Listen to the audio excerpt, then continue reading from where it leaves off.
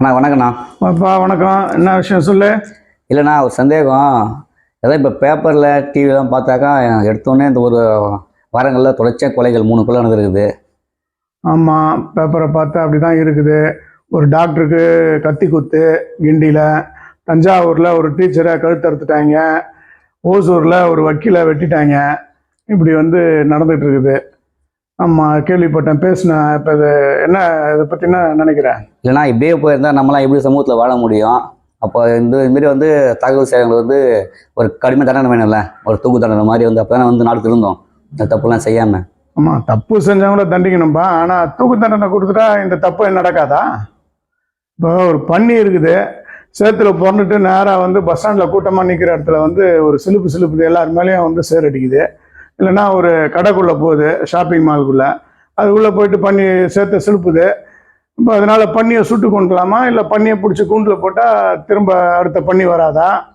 இப்போ என்ன பிரச்சனைன்றதை பார்த்து நம்ம அதை கண்டுபிடிச்சி அதை தீக்காமல் நம்ம பன்னியை சுட்டு கொள்கிற மாதிரி மனுஷனை தூக்கில் போட்டால் இந்த பிரச்சனை தீர்ந்துருமா? அப்போ இது என்ன தான் நம்ம தீர்வு சொல்ல வரீங்க நீங்கள்? நம்ம இப்போ சொன்னோம் இல்லையா, பன்னி சிலுப்புதுன்னா, அப்போ பன்னி எங்கேருந்து சிலுப்புது? சாக்கடையில் முங்கி அணிச்சு சிலுப்புது. அப்போ ஒன்று நாம் சாக்கடையை மூடணும். இப்போ சாக்கடையை மூடினா தான் பன்னி அதில் முங்கி வராது. இப்போ அதே போல தான் சமூகத்தில் இருக்கிற பிரச்சனை என்னன்றதை பற்றி நம்ம பார்க்க வேண்டியதாக இருக்குது. இப்போ ஒரு கல்லூரி படிக்கிற மாணவன் கையில் கத்தி எடுக்கிறான்னா, அவன் கற்றுக்கிற கல்வி முறை இருக்கு இல்லையா, அதை நாம் மாற்ற வேண்டியதாக இருக்குது. ஏன் மாற்றணும்னா, இன்றைக்கி கல்வி முறை என்னவா இருக்குன்னா, ஃபஸ்ட் ரேங்க் எடுக்கணும், முதல் ஆளாக வரணும். அப்போது சக மாணவனை நண்பனாக பார்க்கறதுக்கு இல்லாமல் போட்டியாளனாகவும் ஒரு எதிரியாக தான் பார்க்கறதுக்கு இந்த கல்வி என்பது சொல்லிக் கொடுக்குது. அதே போல் நீ ஒரு காதலியை ஒரு காதலன் வெட்டுறான். இப்போ கல்யாணம் பண்ணிக்கிட்டா கூட டைவர்ஸ் பண்ணலான்றது சட்டம் இருக்குது. வாழ விருப்பம் இல்லைன்னா டைவர்ஸ் பண்ணிக்கலாம். ஆமாம். அப்போ அப்படி இருக்கும் பொழுது ஒரு காதலிக்கிற பொண்ணு தன்னுடைய காதலனை பிடிக்கலன்னு சொல்கிறதுக்கு சொல்லக்கூடாதா? அப்போ பிடிக்கிறதும் பிடிக்காததும் அவங்களுடைய விருப்பத்தை சார்ந்தது தான். அப்போது என்னவா இருக்குன்னா, நான் காதலிச்சிட்டேன், நான் ஆம்பளை, நீ பொம்பளை, நீ எனக்கு கிடைக்கணும், அப்படி கிடைக்கலன்னா நான் வெட்டுவேன். அப்போ இதுதான் அவனுடைய இதுவாக இருக்குது. அப்போ இங்கே ஆணாதிக்கம் அவனுக்கு மேலோங்கி வந்திருக்கு.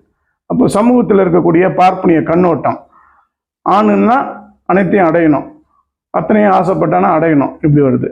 அதே போல் பார்த்தீங்கன்னா, சட்டத்தை தெரிந்த ஒரு கிளர்க்கு, தன்னுடைய நண்பன் வழக்கறிஞர், இப்போ எல்லாருக்கும் சொல்கிறாரு, ஏன்பா பிரச்சனையா, ஸ்டேஷனுக்கு போப்பா, கோர்ட்டுக்கு போப்பா, பிரச்சனை தீர்ந்துடும், கேஸு முடிஞ்சிடும்னாரு. ஆனால் தன்னுடைய பிரச்சனையை அவர் அப்படி தீர்த்துக்கிட்டாரான்னு பார்த்தீங்கன்னா அப்படி தீர்க்கலை. கத்தி எடுத்தாரு, வெட்டிட்டாரு. அப்போ ஏன் அப்படியே தானே ஜட்ஜாக மாற்றிட்டாரு, தானே போலீஸாக மாறிட்டாரு. அப்போ இவர் தன்னை ஒரு பண்ணையார் மாதிரி நினச்சிக்கிட்டு, எனக்கு பிடிக்கலன்னா வெட்டிடுவேன், அப்படி தான் இது பண்ணிடுறாரு. அப்போது இந்த சமூகம் எப்படி இருக்குன்றதுலேருந்து நம்ம பார்க்க வேண்டியதாக இருக்குது. இப்போ கல்வி முறையாகட்டும், அல்லது பார்ப்பனிய சிந்தனை முறையாகட்டும், இல்லைன்னா இன்னொரு பக்கம் இன்றைக்கி வளர்ந்து வந்துட்டு இருக்கக்கூடிய கார்ப்பரேட் நுகர்வு வெறி, அத்தனைக்கும் ஆசைப்படு, அனைத்தையும் அனுபவிக்கணும், இப்படி தான் இந்த சமூகம் நமக்கு சொல்லி கொடுக்குது. அப்போது இந்த சமூக சூழல் இருக்கு இல்லையா, இதை நாம் மாற்றாமல் நம்ம வீட்டு பிள்ளைங்க இப்படி கத்தி எடுத்துகிட்டு போயிட்டு வெட்டுறது, குத்துறது, இதெல்லாம் நாம் தடுத்து நிறுத்த முடியுமான்னு அப்படி நிறுத்த முடியாது. அப்போ இந்த சமூக சூழலை நாம் மாற்றணும். அப்படி மாறும்பொழுது தான் இதெல்லாம் மாறுன்றோம்.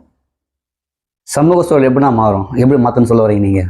இப்போ சமூக சூழல் மாறணும்னா, இன்றைக்கி இருக்கக்கூடிய காவிகள் என்ன பண்ணிட்டு இருக்காங்கன்னா, அனைத்தையும் பார்ப்பனியமயமாக்கணுன்ற அடிப்படையில் மக்களை சிந்தனை ரீதியாக சீரழிக்கிற வேலையை பண்ணிட்டு இருக்கிறான்.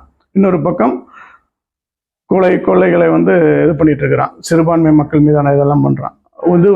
காவிகள் பண்ண. இன்னொரு பக்கம் கார்ப்பரேட் என்ன சொல்லுது, அத்தனையும் அனுபவி, காசு இருக்கணும், காசு கொடுத்து நீ வாங்கி அத்தனை அனுபவி, அப்படி இல்லையா, கிடைக்கலையா, காலி பண்ணு, இப்படி தான் சொல்கிறான். அப்போ இன்னைக்கு இருக்கக்கூடிய இந்த கார்ப்பரேட் காவி பாசிசம் இருக்கு இல்லையா, இது நம்மளுடைய பண்பாட்டை, பழக்க வழக்கங்களை அனைத்தையும் பார்த்திங்கன்னா சீரழிக்குது. அப்போ இந்த பண்பாட்டு சீரழிவிலிருந்து நம்ம விடுதலை பெறணும்னா, இப்போ நமக்கான பண்பாட்டு பழக்க வழக்கங்களை நம்ம ஏற்படுத்திக்கணும். அதற்கு இந்த சமூக அமைப்பு மாற்றணும். அப்போ கார்ப்பரேட் காவி பாசிசத்தை ஒழிக்கணும், நமக்கான அரசு கட்டமைப்பை உருவாக்கணுன்றோம். அப்போ தான் இதற்கான தீர்வாக இருக்குன்றோம். சரி, ரொம்ப நன்றிண்ணா.